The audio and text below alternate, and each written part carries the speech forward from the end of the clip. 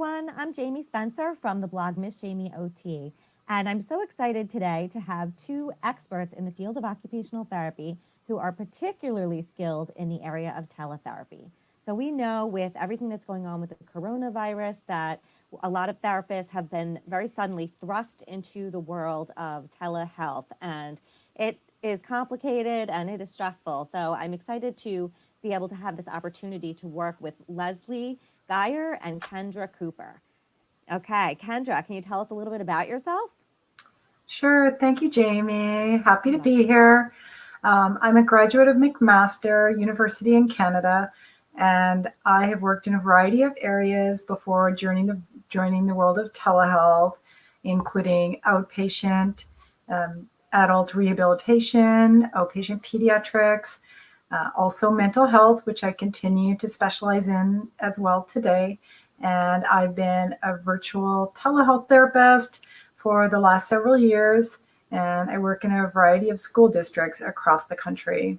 Wow, that's awesome. So you work in a bunch of school districts across the country from your living Yes. room. Yes, basically. That is And so last cool. and last year, Leslie and I had the opportunity to present a poster to AOTA, and then we've always also done some follow-up presentations on the specialty of telehealth. That's awesome. So it's kind of always been an up and coming thing, but now with this, pandemic, everyone's trying to learn about it. So I really appreciate you guys being here. Leslie, can you tell us a little bit about yourself? Yes, I can. I've been an occupational therapist for more decades than I care to name. I got my undergraduate degree at the University of Pennsylvania and my graduate degree in OT at New York University. I've spent almost all of my years of experience in pediatrics, a good bit of it in school-based practice. A few years ago, my husband decided to retire, so I tried retiring and hated it, missed OT terribly. So we have a house in Pennsylvania and a house in Florida, and decided we wanted to spend part of the year in Florida, and part in Pennsylvania. So I knew that if I wanted to keep working, I needed to find a job that I could do anywhere I was. And that's how I got into telehealth. Kendra and I work for the same school. It's a virtual school. We have slightly different roles. Well, actually very different roles. Kendra provides the direct services to the students. So she'll carry out what's in the IEPs. I have a different role where I solely attend IEP and evaluation meetings and interpret the evaluation reports and help to develop the IEPs. So I'm not actually carrying a caseload at this point, but we kind of complement each other with our skills that way. That's cool. So even though you're both telehealth therapists, you have very different roles. Exactly. So it can look different depending on, where you are and where you're working. So my name is Jamie Spencer. I am also known as Miss Jamie OT, and I am the author of Miss Jamie OT blog. I've been a school-based therapist for 20 years, and I've never done telehealth. So I'm so excited to have this opportunity to speak with you both and ask you all the questions. And I have a lot of OT followers, and they've been really emailing me and asking me questions. They feel very stressed out by this telehealth, this basically thrust into the world of telehealth, and they have so many questions. So let's just get right into it. What would you say your number one tip would be for someone who's brand new to telehealth? What should they know? Well, just to follow up on what you said, I always laugh because AOTA describes telehealth as an emerging area of practice. And I kind of look at telehealth now as this wave that just crashed down on all of us. So Right. just basically my words of advice are don't expect perfection at this time. There's a huge learning curve. We're not in ideal times. Schools and families understand this. Do your best, provide a lot of consultation time to families. They're going to be the ones with the kids, teaching them at this point, doing a lot of the teaching anyway. So use a heavy consultation model if you can. And also, before you get started with the student, find a friend to do a practice session with. That can be a huge help.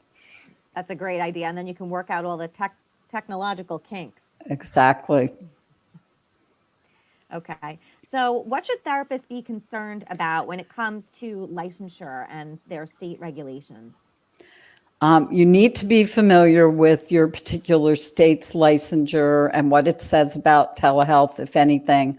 It's not enough to just be informed about your state's licensure, but you need to be licensed in any state where you work and where the child is located. So, like for us, I hold 3 licenses in 3 states because I'm traveling between 2 myself, and then Wow. my students are in another state, and I have to keep up on the telehealth laws, and Licensure Act in all of those states. So definitely review your OT licensure. Often, we find that the OT licensure acts don't say anything about telehealth because a lot of them were last developed, renewed, reviewed, whatever, before telehealth ever really became a thing. So, Wow. so what my state has told us, since there isn't anything in our licensure act, we kind of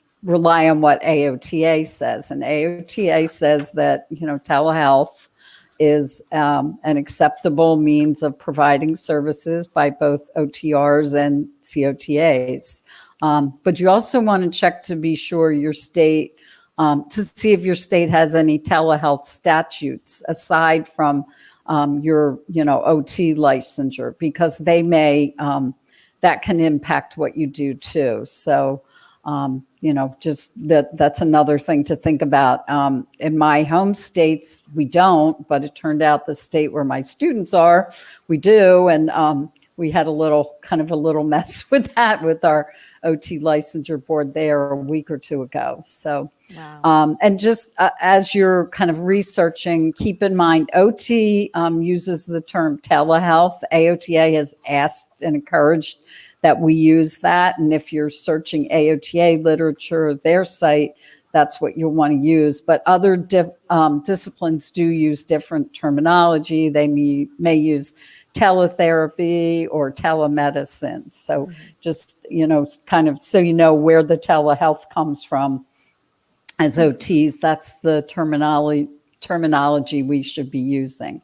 And finally, then you also want to notify your malpractice insurance carrier that you're providing services via telehealth, just to be sure they know and they don't have any additional, stipulations. Or I think at this point it's so common, it's probably not a big issue, but you want to be sure they know. Right. That's a great point. I wouldn't have thought of that. And I just want to add in something here as well. I think it's just very important getting in the habit of ensuring that our students are also in the state that we serve. Yes. It's critical that we review this. I tend to review it right away before I even start therapy and try to have an initial phone call for that. There are many blended families where they're crossing state lines or near the state line, where, for instance, they might have a summer cottage or extra home somewhere else, or be visiting grandparents. And I always just take that time to really review that, because we really cannot see a student unless we have a license where the therapy is taking place. So wherever state that student is in, we need to also have our license for the state, and they need to be in that state. And I actually quite often, I'm looking at a blank wall, just like what is behind myself, and I will take that extra minute if something looks slightly different. I might even be in the same house, but I still want to really check and verify that to be sure. And if that does ever occur, you would just simply say to the family, we're not able to continue. I don't have a license for where you are currently. We'll just see you next week. And then you want to notify your employer or your school, whatever setting you're in. And don't be surprised if your special ed, liaison or teachers don't understand this, because they don't hold licenses like we do. And, I've in more than one setting, I went through this in brick and mortar schools too, where they were asking us to cross state lines to evaluate students who were out of state. And, it was like totally news to them that we couldn't do this. And it Wow. really took some explaining to get them to understand that. So just something to keep in mind. But thanks for bringing that up, Kendra. So I know another very big point of concern is the privacy regulations. Are there certain programs that you recommend, or what tips would you have for therapists to comply with privacy regulations? Yeah, that's a big issue this week. You want to be sure that whatever platform you're using, it's HIPAA and FERPA compliant. FERPA is basically the HIPAA of education programs. That's FERPA. Those of you who work in schools probably have heard of it. We have both used Zoom and GoToMeeting. They both have versions that are HIPAA, FERPA compliant. Those aren't the free versions, though. You do have to purchase that. But I believe you can get an individual plan for like under $15 a month. Skype and FaceTime are not HIPAA compliant. You want to avoid things like TikTok. Those are not okay. Zoom also allows a protected password and a waiting room so that as the meeting organizer, you can, kind of screen and allow people in. You're the one who's kind of controlling who's coming into the meeting, because many of you have probably heard horror stories about things that have gone on this week with people getting into Zoom classrooms. Yeah. And we are not having that problem in our school, but we use, highly HIPAA, FERPA compliant programs, and we're really careful about how we set up meetings. Also, both the student and the therapist need to be on secure servers. Public servers are not safe options, so you really want to avoid that. And also, just physically, both the student and the therapist should be in a private room. So, when I'm in a meeting, I'm in an IEP meeting, I make sure the door to my office is closed, windows are closed, just to maintain privacy. Okay. Anything you want to? Yes, and that Yeah. kind of goes with the students as well. Yeah. Some students, just like any OT job out there, will have clients that have never had OT before. So I do try to have an initial phone call or communication with them at first, and give them sometimes tips for our first sessions, such as having a quiet environment, who can be present, that kind of thing. Just to kind of ensure that. And, in telehealth, because it's not a clinic or a school, we're in their environment. So you do have to remember to review this with the family from time to time. They'll have visitors in their home, other people, deliveries to the home, different things that you may not have expected. So I just tell therapists that are new to it or interested in it, just to kind of plan ahead for some occurrences like this, and remember that it's always good to just educate the family. It's part of our role for privacy. And I think that something about teletherapy that really struck me is, because you're really working with the parents so closely, you have such a good opportunity to promote like the value of OT and what it is that we actually do. You agree? Yes. Yeah. So what about group sessions? For Can you do sure. group sessions? Is that violate We privacy? do group sessions. No, it does not, if it's done the right way. We do group sessions frequently with the students we see. Often it's 2 or 3 students at the most. It's not something I'd recommend trying as you're starting out. Because if somebody's having a tech problem, it gets kind of complicated. You can't really keep a group waiting while you're helping one student or family work through their tech problem. So I'd suggest waiting till you get comfortable with that, but it can be done. You want to be sure that you explain the whole, the group process to the parents ahead of time. Be sure they're okay with it. We have had families who say, no, they don't want it, and we try to honor that.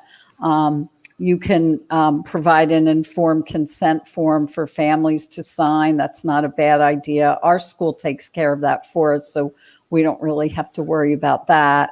And additionally, you want to check with and be aware of your school's policy and any state laws or regulation to assure compliance when providing group therapy sessions. We try to use only first names during groups, and keep any private information out of the group sessions, and we go over those rules ahead of time. Okay, good to know. So, well, around me where I live in New York, I know that a lot of therapists are, suddenly thrust into this world of teletherapy. And what they're doing is sending home packets of information or activity packets and ideas. Is that considered teletherapy, or is it different? Just sending home a packet of papers or pictures would not be considered teletherapy. Teletherapy uses some form of technology. Teletherapy can happen kind of live in real time, or in what we call store and forward, where a video is recorded and then it can be accessed by the client or the family at a later time. An example of this is one of the therapists who used to work with us, just did a great kind of a movement warm-up video for her students. And she posted that on YouTube, kind of kept it very generic. It wasn't designed for any specific student, and then the families could access that for YouTube, and the parents could have the child go through that before they had to sit down and do long periods of schoolwork. Another interesting store and forward technique, and an organization in Pennsylvania near me had a therapist trained to administer the ADOS, which is kind of the gold standard for diagnosing autism spectrum disorders. So she would administer the test, and they would videotape it, and then they could store it, forward it to the physician or psychologist at the nearest children's hospital, which wasn't real near, and that's one reason why they did this. And then the physician or psychologist could review the evaluation, and they could make the diagnosis and determine from that whether or not the child, qualified for an autism diagnosis. So that was kind of a neat store and forward use of telehealth that I had come across. Yeah, that's so cool, especially for areas where they have limited access to either the therapist or the physician. That's great. Right. So just to recap, let me know if I have it right. Teletherapy can either be synchronous or live, and it would be video, or it could be store and forward, which would be some type of video, but it's not live. So the therapist, prepares something in advance, and then the family has access to it at a later time. Right. And then the last thing is sending home a packet or a list of exercises or activities with no video, and then that would be considered like a home exercise program. Right, a home program. So it's not teletherapy. Right. Okay. And that depending on the school's policies, that may or may not meet IEP time or IEP requirements. Generally, that kind of thing isn't considered an actual therapy session, where the one in real time would be. Yeah, that's tricky. So what would be the best way to plan out a teletherapy session? Like, we wouldn't want to overwhelm the parent. Do you have any tips for that? We use platforms such as Smart Notebook and Smart Exchange, and virtual whiteboards, things that we can pull from and pull up. And, it kind of makes things easier on families. They don't have to do as much in terms of preparation. Kendra will get into a little bit more of this with actual sessions. But there are online programs. Go Noodle is a good one that have a lot of videos that you can use to base your session around, or plan a session. Cool. So Yeah. speaking of videos, I know, like in the past, I've had a very hard time sending videos because the files are too large. Do you have recommendations for how to send large files or videos? What's the best way? I often compress the files and do a zip drive file. I also have done exactly what Leslie is commenting on about one of our colleagues who did the store and forward method, and then she was sending families the link to YouTube. I have a secured Gmail provided to me at work. And if a family has also Gmail, I've shared a couple things like that as well with them on our drive. But again, you have to just watch the security factor with it. As well, just another resource for people with videos. Screencaster I've used that previously. You can get up to 15 minutes free, and it has a very nice way of editing, and it's a simple format. A lot of these video methods don't have to be really polished or complex to get across your point. You can do simple exercise programs or sensory, or even I've seen some handwriting cues, things like that. And a good tip for therapists, you can also just look on YouTube. Now, many of them may not be called telehealth, which is, as Leslie commented, was the AOTA preferred terminology, but you can also look under virtual, teletherapy, those kind of words as well. And you will get some examples of what other practitioners have put out there as resources. Of course, my colleague that did it, she was sending it. She put some of her comments and just sort of said, here's a video I'm sharing, and didn't put, of course, any of the particulars or any type of confidential information in there. And so when it comes to YouTube, there's no ability to share a video and have it be password protected. But if you upload a video and you put it as unlisted, then it's not public. Am I right? Correct. And I've had several students do that themselves, where they've had their own YouTube and done that.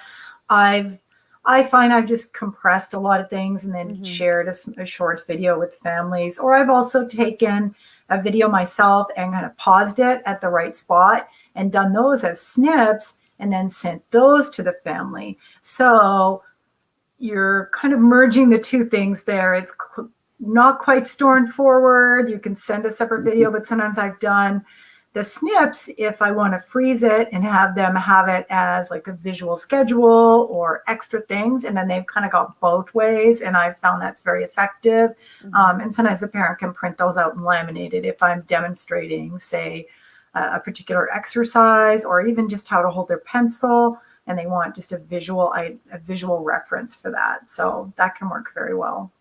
So you two sound like you're both very organized. Is it a lot of time to put into, or do you have any techniques for time saving? I'm hearing from therapists that feel like they're just spending hours and hours preparing for a short session. Yes. And I will say just a summary statement for that, like any clinical area you may have worked in, things do get easier with that. A lot of your time can sort of be at the front, sort of organizing yourself. But I use the platform to its benefit. I use the medium we're in of the telehealth and the computer aspects to my benefit. I have a lot of my favorites saved. You can save it on your desktop, or if you wish, you can save it. Some therapists save it in a Word document so you can quickly access it and it's all categorized. That can be extremely helpful. I do utilize quite a few videos, whether it's Therapy Street for Kids or education.com or Highlights for Kids. A lot of these are on the reference list that we prepared for you, but those can help, and you can pull even sort of a static handout that you might normally hand out to a family in a clinic, and you can pull it out, a snip of it or a screenshot.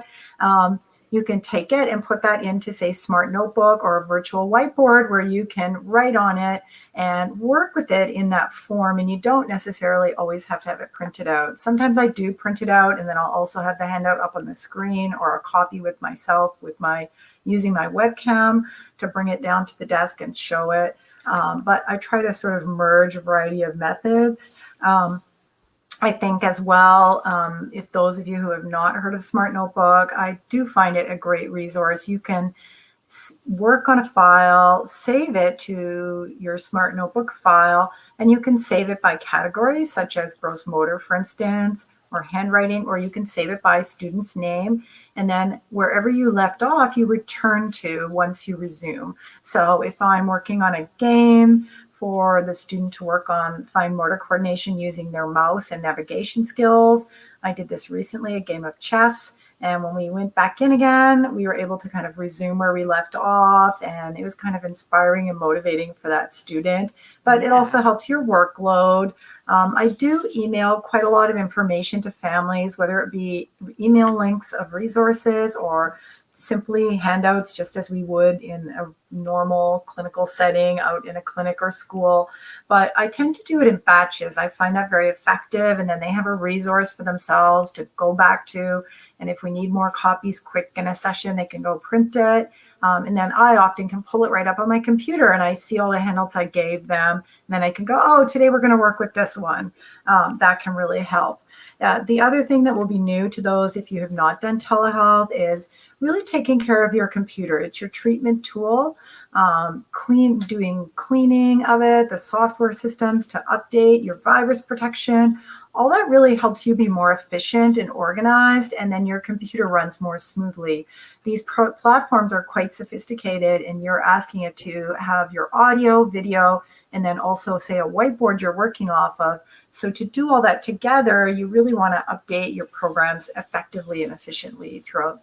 I do mine every week at least, and just kind of keep up on things. And I find all those things together helps. Yes, just to keep organized. I'm terrible. I never do mine. Is that my problem? Who knew? Yeah. So you had mentioned that we put together a resource packet for everyone, and I'm going to just take that break to actually show everyone what it is that we joined forces and put together. So I'm just going to share my screen here for a moment, and I'm very excited about what we put together. We used both, I guess we combined forces, and we put together something I think really amazing. So I'm just trying to pull it up. Sorry. I'm having a little difficulty getting it.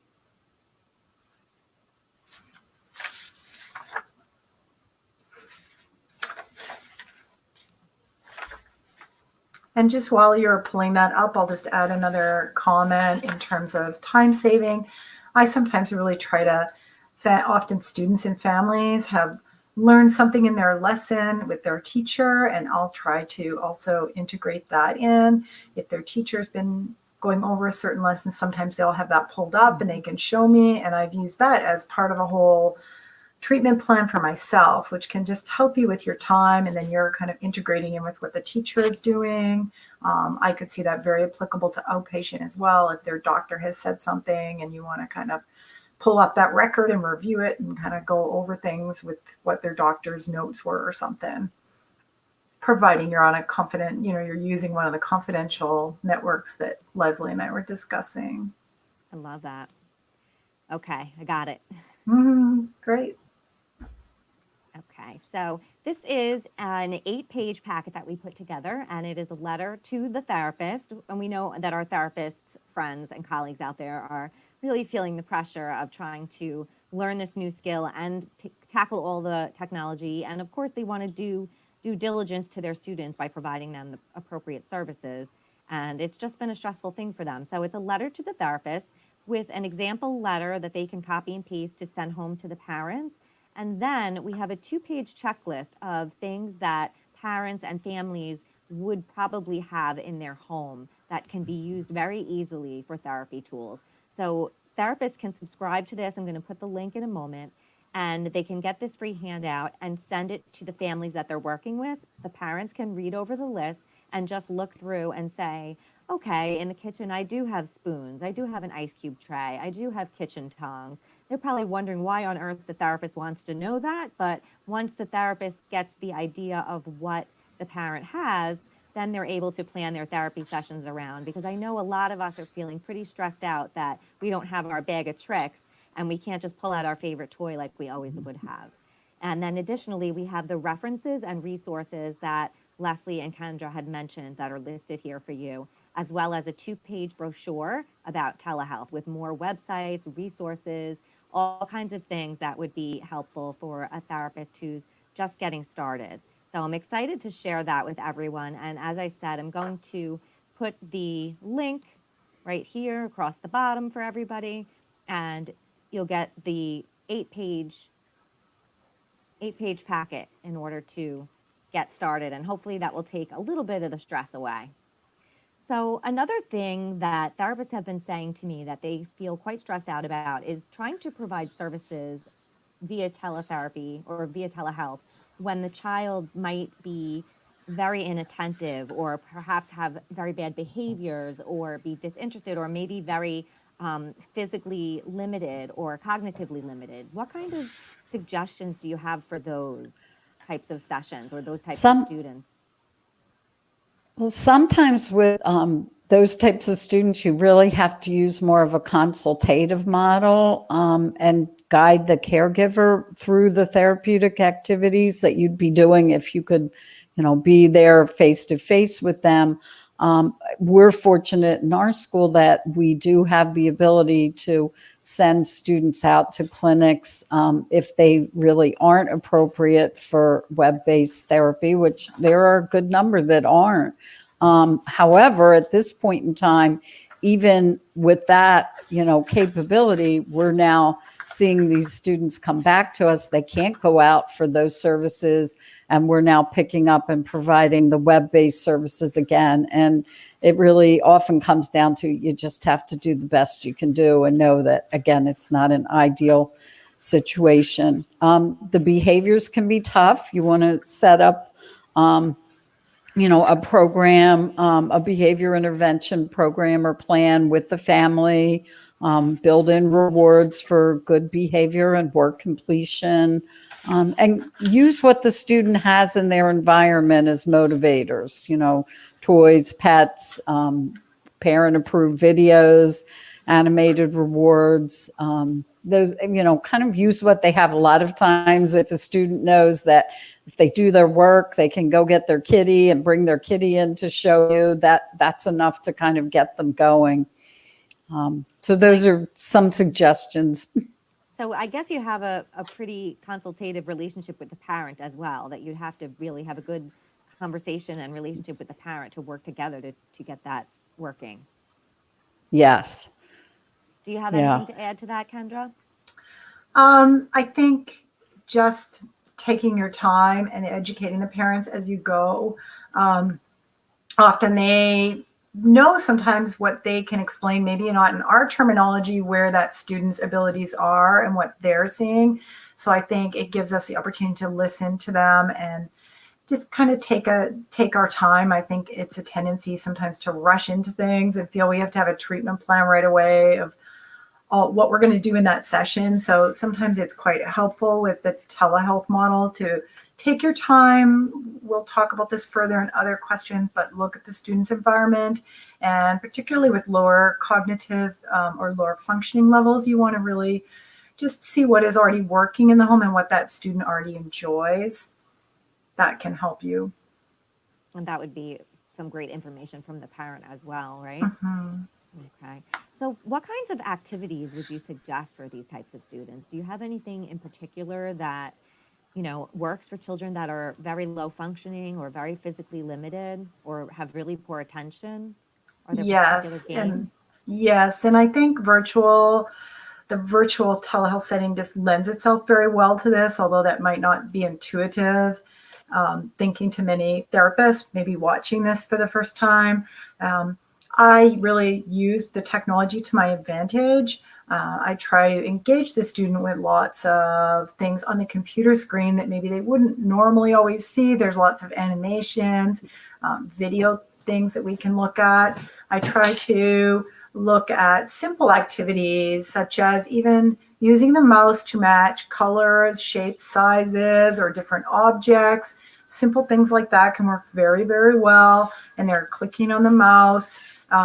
We can use toys and games. Leslie commented on using what they have, and of course your list reflects that. Using toys and games that they already have in their environment. I've often had lower functioning students come to therapy where I planned ahead or I gleamed from my first conversation, which I can't stress enough. It's lovely to have a phone call with the parent first before you just jump right in. I know it's time invested, but it's time well spent, and time you really helps you get a grasp on what is the issue from the parent's point of view that the student is struggling with and what might help them. Are they comfortable? Has the parent ever used other, whether it be FaceTime or Skype, not that we're using that for therapy, but are they comfortable being on camera?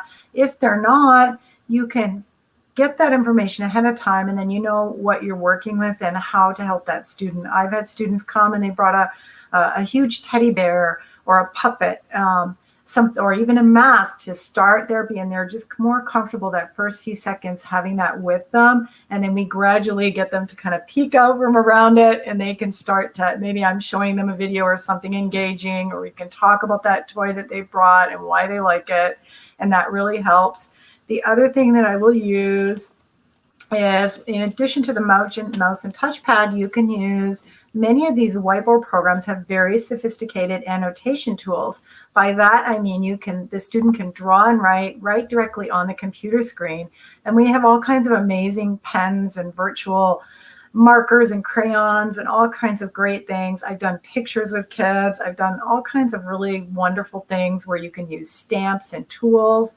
That can really, really help bring it to life for the student. And then a lower functioning student, you can get some of their attention and focus, which helps them sort of stay right there with you. And then you can kind of, fun. Yeah, it's much more interactive than parents realize, or that even some of the teachers who are sitting and teaching, they use a lot of interactive tools and annotation tools themselves. But it's just very different from what my personal perspective was before beginning into this medium. I thought, oh, children are sitting in front of the computer. How is that going to really be OT? But it's actually quite interactive. That's really, really interesting and cool. What about for students who you would usually, when you were in a one-to-one session, do a lot of hands-on therapy? How do you do that? Do you instruct the parent? Yes, definitely. I do a lot of time with the parent. It's amazing to me the level of knowledge and understanding some parents have. The flip side is also true, where they really are unfamiliar with how to demonstrate something, how to present something to the student, or even not that we necessarily as practitioners expect them to understand the verbal cues, but sometimes they will say, oh, that's all wrong, or she's not asking that. So I really try to use the platform as a way for me to model for the parent, whether that's the verbiage and the words they use to keeping the cues simple and short, or whether it's the feedback that I give the student about how they're doing, or whether it's my demonstration. I really try to teach them, and I'm also looking at how I'm presenting on the webcam, but also I'm teaching them how they are presenting themselves in the webcam. Very important for a hands-on demonstration and things, so that we see the student in the webcam or even the computer is moving and rotating with the student often. So sometimes that demonstration, you really need to see it for it to be clear and them to see you. Sometimes I will demonstrate first and then say, okay, now we're going to try it for you. And then I'll have the parents sometimes demonstrate it on site with whether it's something simple like a sit-up or a push-up on our knees, or a sensory task such as yoga or animal walks. And then I'll have the student be trying it. And just with this, just another tip, you want to really look for the environment. It's good to take a couple minutes ahead and kind of scan the environment, what needs to move in the room. You're in a smaller space sometimes. Do we have room to do this, what we've had planned, and all of that. And I think just another note, thinking back to the prior question when we were talking about cognition and functioning levels, you want to really be cognizant of safety. We're in the home, so it's not going to be a clean school environment where everything is order and reset for the next day. You're in people's homes, so you're going to have to really take those few minutes and look for safety, what needs to move. Even a paper on the floor, a student might slip on that, so you need to kind of get that moved out of the way, and make sure you have room to move and do what activity you're planned. Okay, wow. So that brings us, I'm picturing gross motor activities. You mentioned animal walks and yoga. Do you show the children videos, or do you kind of demonstrate from your end? How does you work on gross motor? Yes, that can be very effective in using the telehealth model. I tend to model it first and demonstrate it first, or sometimes I'll have a video, or I'll even have my own store and forward video where I've just done it and done the preparation ahead and then pop that up for the student to see, and then we can pause and start it. Sometimes I'll have a static model that is from a website and we just have pictures. And you do things like yoga from Kids Yoga Stories. That's a wonderful example. They're very clean and clear, not a lot of visual distraction in the background of their pictures. And then we'll model. Sometimes I'll do hand over hand demonstration for the parent. I'll describe how to do that if they're having trouble getting what position we start in, that kind of thing. And then, just using the caregiver. Sometimes that's a real benefit. Occasionally I've used siblings if the parent, of course, is okay with that. And I'm just careful that I'm not using that time. I'm not relaying some sort of confidential information or something. But I sometimes have used a sibling that, they want to come in and help their little brother or sister out for a minute. So, I try to. And then I'll follow through with that with the gross motor and maybe send a handout home or a link to that video that we tried, whether it's Go Noodle or something else. Cool. So what about handwriting? I'm picturing like trying to see what the child's doing, but then you mentioned something about writing right on the screen. Is that how you usually do it? Do you have any tips for that? I do. I've done it many ways. I often the family will have a webcam, just like what I'm presenting with right now. They may not, though, so you can still make it work without a webcam. A webcam just allows you to kind of pick it up and rotate it wherever you might need it to be, yourself on your end, to show my desktop and maybe a handwriting handout that we're working on. Likewise for the student's end. But certainly if you do not have a webcam, that's okay. You can always, if you envision pushing back the computer, if you're on, say, a notebook, you can push it back and then pull the screen slightly forward. And then therefore you would have the desk in front of the student. Then this is all on the student's end. They would see, I would be able to see their desktop and see their handwriting and grip and everything. It doesn't always work perfectly. Sometimes the handwriting can be a little blurry if they're moving their webcam around. So I try to get parents and family to kind of rest their elbow on something to steady the webcam if they're holding it. As well, I take time to have the handouts ahead of time. Sometimes they print them out what I would like. And this takes a little bit of time at the beginning, but then once families get the idea of it and can print it out, and I do ask that's on our handout as well if families have a printer. If they do not, sometimes I'll get a simple composition book, just like this one I have here today, that has all the paper, and you can divide it into sections for different elements of handwriting or different exercises. And then if they have something like that, or just plain handwriting paper, that can be helpful. I often use sheet protectors as well. That way then we save paper, and then they always have something ready and available to work on handwriting.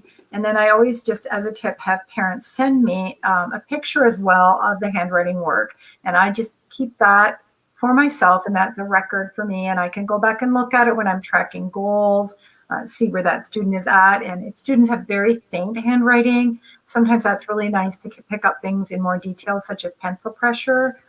So that's just a tip. And sometimes I find if parents are trying to get the right angle for me and I can see their grip and how the student is writing, but it's hard to get close enough to see every word, a picture really can help. And I've had parents even send that to me in session, and then I've sometimes popped it up on the screen, which will take a minute for therapists to really get used to do that. But it can be helpful for a student. I put that sometimes in Smart Notebook, and then we can mark it or review it and kind of work from there. But it works very well. Just doing it in a session. It's surprising that it works so well. And sometimes a clipboard can help too. It gives them somewhere to kind of put their papers against if they're running out of room at their desk. I love that. I love the plastic sheet protector idea because, I mean, it's just, you can see exactly what they're doing and you can just erase it and start over. And they have the paper that you want them to use in advance because there's so many different kinds of paper. So that's great. So you obviously have to be very organized. It comes. I mean, all of this sounds like a lot, and I know will sound overwhelming of a lot of balls in the air plus the technology piece and such. Yeah. But really, I find it gets more organized as you go, and you'll be surprised. Families, and if there are any other people that are watching this that have even older students, that we service many ages, just like any other brick and mortar school is the term we use for the school building. Older students are so tech savvy and they'll really be on it with handouts and other things and integrating it in. And you can do a lot of sort of the IADLs, if you will, or life skills things. That really lends itself very, very well as well with this format. And I've had students who are older screen share with me and show me their schedule and show me what their academic plan is and show me what they're working on or show me their assignment, and we can review it for keyboarding and be working on their assignment that, might not always happen, in another medium where we're directly working on it. So, or they're showing me, with their schedule and we're trying to organize around that. Well, what time do you get up in the morning and how are you planning your day and how are you planning your assignment that's due next week? Have you planned out and started to work on that? So there's a lot that can be kind of done. And there's a lot of sort of discussion points too with older students that you can use the medium with as well. What about, I know for myself personally, when I'm working with a student, I try to always have about 5 minutes at the end for a reward to say, let's work on something that you enjoy. And usually I'm sneaking more therapy in anyway, but do you have any tips for how to do that over teletherapy? I do. And this is, again, something that I just found really refreshing and exciting with telehealth. There's all the annotation programs, like I was saying. I have some where the virtual pen, it ends up being happy faces or glitter, or it's a magic pen that erases after a few seconds of being on the screen. Or I have done virtual stickers where I can clone it, which is one feature in a smart notebook. If you do decide to go with that type, that's one of many platforms. But if you look up cloning tool, that lets you clone. It can be, I did a strawberry one time for someone that was just their favorite fruit. And we cloned that and used that as their virtual sticker. So at different stages in the program, our treatment session, we would pop up another sticker and we would clone it. And that was a really nice thing and really fun for them. As well, I use parent-approved games at the end or videos that the student might really enjoy as a sort of special treat. Those are sort of the virtual world things, but tangible things in their home can work very well. Because they're in the home, sometimes as a parent, I've planned out and I've had a snack at the ready. When we get through a section that's challenging for the student, and the parent might come in and they might have, maybe they really like nuts or raisins or apple. They can have a little snack and then we can go on to something else, or a toy, or like Leslie said earlier, even a pet. We see so many pets, and I often utilize my own sometimes as a mascot. We can often bring in their pets, and sometimes I even have them. I have students where I've helped them get a pet as a support animal, and some have had their pet sitting on their lap when it's something really anxiety producing for them. And that is just a joy in the virtual setting that we're able to kind of, in the virtual schools, have these things that are right in their home as a reward and a comfort. Or I had a student that recently show me, a new bike or something, and they could go and bring it right in and show me or bring me right outside to it. And that can be really nice to just have that reward right there. Yeah, that's very different. You develop a different kind of relationship with the family, because I have students that are always telling me about their brother or their sister or their dog, and I have no idea what they look like or anything like that. It's nice that you get to really see that. What about for families that might not have the things that you would use as your go-to therapy tools? What kind of material, like, how do you go around that when the family doesn't have a lot of OT stuff? I think your list reflects that point very well. I often like to say, which maybe just if you take a takeaway, a few takeaways from this, it sounds very detailed, everything we're giving you. But I often think of it, we're a telehealth therapist, but we're in a home care setting. So if you go in with that mindset, and if you had an internship yourself in, say, home care, or you have a colleague that works in home care, I would glean from them what sort of tips they have as well for what you use in the environment. But all the things on your list really are there for a reason. Even though I have supplies sent to a family, and I'll have therapy putty and they'll have therapy putty, sometimes all those things sometimes go fly away or get lost. So I'll use Play-Doh with a potato masher. I'll use bubble wrap, which is great right now. People might be getting shipments to their home. Yeah. That can work very well for working on keyboarding skills or hand strengthening to pop the little bubbles.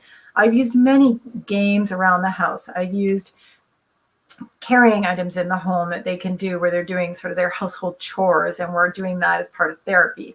I've done crafts, I've done baking, I've done using sports equipment, I've done obstacle courses, which sounds like a very unusual thing to do in the home environment. But Yeah. when you think of a small bedroom or even a living room, you can take the cushions off the sofa and do an obstacle course with them, whether it be a long jump from beside one cushion to the next, or you have to sit and do a sit spin on one of the cushions, or maybe you have to then go and do a little coin toss into a small container. All the things you would have at home, which are really just great tools to utilize. And then I'll integrate the technology piece into it and put up a visual schedule on the screen, and then use the annotation tools, and we'll list how many long jumps, or maybe we're going to do a yoga pose or whatever it is, or an animal walk, how many we're going to do. And then we're going to come back and do a throwing of a coin into a container. And then maybe we have to come back and check off, maybe we did 2 of those or 3 of those, and we have to check them off, and then we're going to do another round. And that can just be really great feedback for the student. They get to use the cool pens or get that satisfaction from doing it. And then it's really safe because we planned it all out and considered where we're going to lay everything out. And then it's just a nice thing. I've also done it outside, just bearing in mind confidentiality, but I've done it outside with just in the student's yard with a few small little items, or even just a ball that they're throwing. So you can really just use a lot of things. Or I've done homemade Play-Doh. There's just so many things you can do that are just really nice. And I just want to emphasize the safety and quality aspect overall. Again, just take that beat when you start a session. See what is around. Is there anything you need to move? As well, for cueing the student, do you need to do a run through with that family member if it's a lower functioning student, for safeties and for quality, to make sure they're kind of understanding where to move and how big or small that movement needs to be. So our treatment, we're kind of shrinking it down into what's the view of our webcam, or also moving it around into what's the view in that room. So it's just a smaller space. I love that. I think for OTs, one of our superpowers is creativity. And that was one of my, reasons for making this list, because very often what I say would be my favorite therapy tools, people would say, what? I don't go anywhere without a cookie sheet or an ice cube tray. Like, I can do anything with those 2 tools. So I mean, a lot of the therapy items and the way that we can conduct our therapy can be used with just very simple tools that are within the home. But what's great, what you're saying, is like you can actually do cooking or gardening or folding the laundry, because you have that right there, right available to you. So that's really awesome. What about, do you recommend any special like technological equipment? Yes, I think, of course, the computer is optimal, particularly if you have keyboarding goals with some of your students, or an adult for that matter, or a teen. As well, you can do it certainly on an iPad or a tablet, but it just depends on the goals, honestly. Some sensory goals you can certainly do on a tablet. You can picture moving that around a room very easily. That can work well. A webcam, like I've been mentioning, is a helpful tool, but you can certainly get by and not have a webcam per se. You can get by without it. There are very inexpensive webcams too. I recommend the kind that sort of that have a bendable foot on them or stand, not necessarily the clip kind. And if you get a webcam mount, you can want to make sure that you get one that matches up. Some of them screw into the webcam mount, the base. There are many other types of fancy cameras and things. I have a document camera, which is really exciting and fun to use to get close to work and things, but you really don't need it. It's more a fancy thing. Extra. It is. I would say a mouse is really helpful because sometimes families will have a touchpad. And while that's helpful, you may need a mouse to be working on navigation skills or the dexterity. And then that gives you that opportunity to look at other types of mouse, whether it be a vertical mouse or a mini mouse where it's got bigger buttons for kids who have dexterity issues. So it just is a helpful thing. As well, a headset is wonderful because it just allows you to give the headset to the student and they can tune out that ambient noise in the room. They can hear you better. And as well, it's just something to consider if there are, particularly at this time we're in, other household members in the family around. It allows you to have some of that privacy. And a lot of students I work with have the headset where it's kind of a longer length. A lot of them have a longer length. So, you know, they can actually get out of their seat and sort of move around slightly and they can still hear me perfectly fine. So but again, it's not absolutely essential. You could use headphones like I have today. That can work. It's not a necessity, but those are just some of the tips. You can get very fancy with your equipment, but really you can get by. I've had the same webcam for, I don't know, 5-6 years now, and it was probably $12. So it doesn't need to be expensive. And I would think as you get more experienced and more comfortable, then you're ready to add the fancy stuff. But basically you're saying you don't need it to really get started and to do a good job. No, you don't. And that trick I was saying about the computer, families can sort of tip the screen forward. And if you just practice it yourself at home, and we always tell people too, if you do get some of these platforms and you want to just practice it with a family member, even, that's a great idea, just to practice it with someone else and they're in another room and you're both logging in, then you can have them move and you'll get the idea of it. You sort of have to sometimes go right to go left. It reverses a few things. And you can just sort of practice your setup and things and some of your cueing. It is different. You have to kind of think of how will I demonstrate this in this situation? Because if I turn my back to the student, they're not going to really see what I'm doing. So how will I demonstrate, maybe say a wall push-up, you're going to be kind of standing at a different angle and demonstrating it sideways versus against a wall. So simple things like that. But if you just practice with a family member, that sort of takes the pressure off you, and then you can kind of get the familiarity. And honestly, I watch a lot of YouTubes because sometimes you can present something to the student and see and use some of the YouTuber techniques as to how things are presented and set up. And that kind of gives you a help with that too. But it's all conquerable. We both did it, and we didn't graduate with starting out with this technology. And once you get going, it's very inspiring and you learn a lot every day. And there's so many programs. And another one I just will note is on the resources. Diego's a great community for therapists to get other ideas. You do have to pay to join it, but all therapists, you could type in almost any inclusion words and the search will pop up so many different options for you and different handouts and different websites, whether it's education.com or ABC Mouse or ABC. All these ones are just great resources and you'll get more excited. And then we have therapists, you can create your own game or resource yourself, which is fun. So it can be kind of fun. It sounds fun. So, I mean, I think because to me, I've always been a little interested in learning about teletherapy, but I was just apprehensive. I guess I was apprehensive because of the technology. And I don't know why, because I'm pretty techie, but just the whole thought of it, I was a little apprehensive. Do you think there are a lot of other obstacles that keep people from practicing teletherapy? As Kendra mentioned earlier, we did a presentation for AOTA last year at their annual conference. And as part of that, we did a study and we surveyed all of our coworkers who provide services to students all over the country.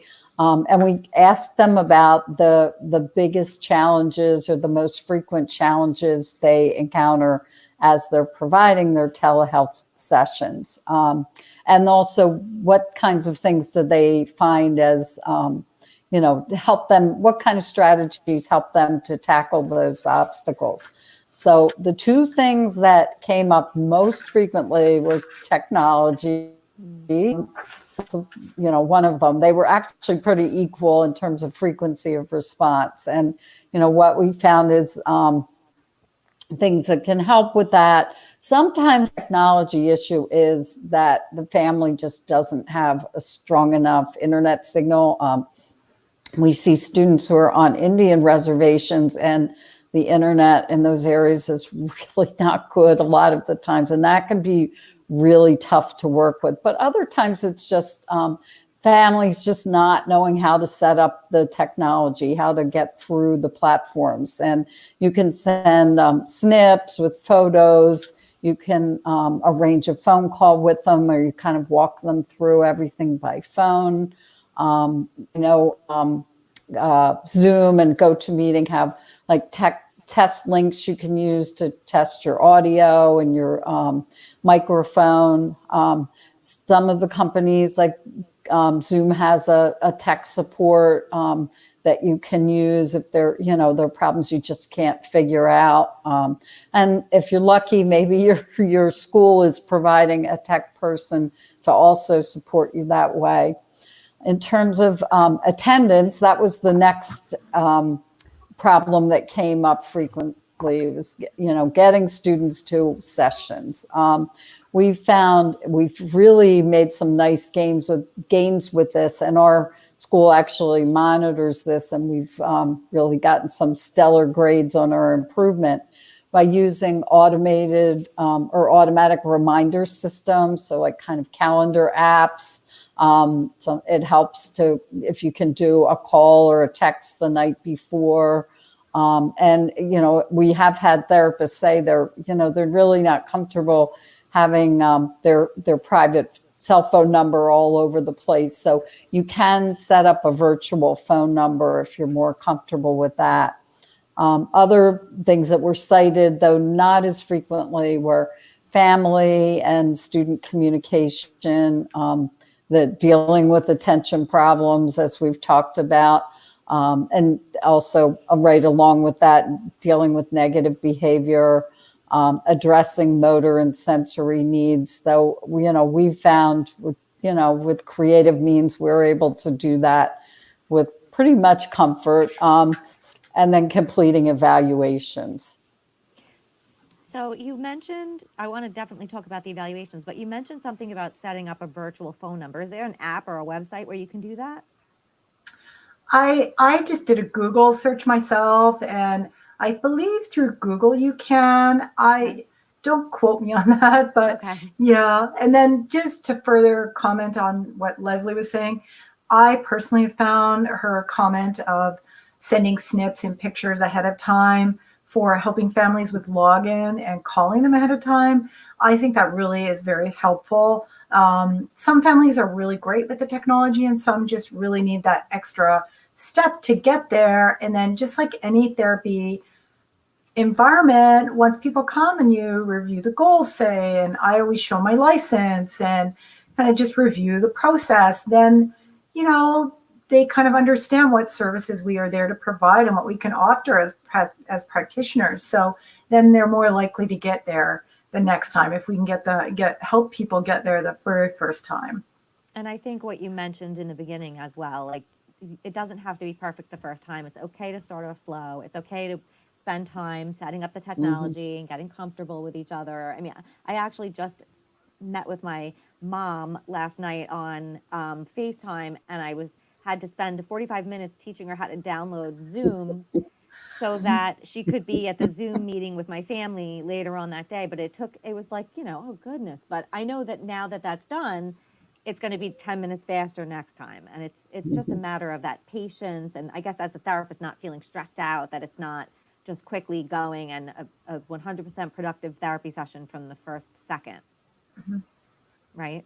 Exactly. So, now, what about evaluations? You mentioned evaluations, Leslie. How do you do that virtually? You can do evaluations virtually. They're going to be different than the type of evaluations you would do if you were, in a room with the student. Mainly, we use checklist type tools or questionnaires. The DAISY is one that can be used with younger children's. The school function assessment is another good one. The sensory profile and sensory processing measure are easy tools to use virtually.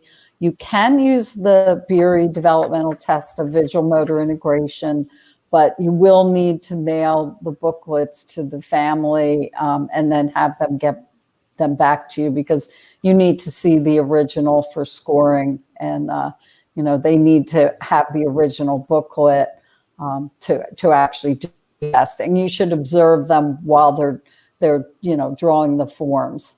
You can really use any tool that you want, as long as you mention in your report that the tool was used in a non-standardized manner due to the session being virtual. So if you wanted to use parts of the Peabody and go strictly on parent report or what you could observe, you could do that. You just need to state how you used it, and then you've covered yourself. So Anything to add to that, Kendra?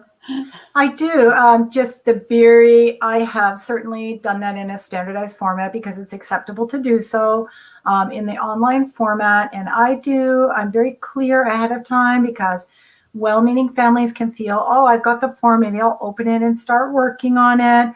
Or well-meaning families may come, and they generally come and they're sitting on their couch or whatever. You want to just be very clear what you need, what supplies, amount of time, and sort of forewarned is planned with assessments in any setting, actually, but particularly in this. So you want to plan out your time and just kind of plan out and discuss with the family what you need and require. I have used Q Global, which is also a resource for assessment tools. That does cost, though, but it can be good. You can assign the sensory profile, and then the family goes in and can take it.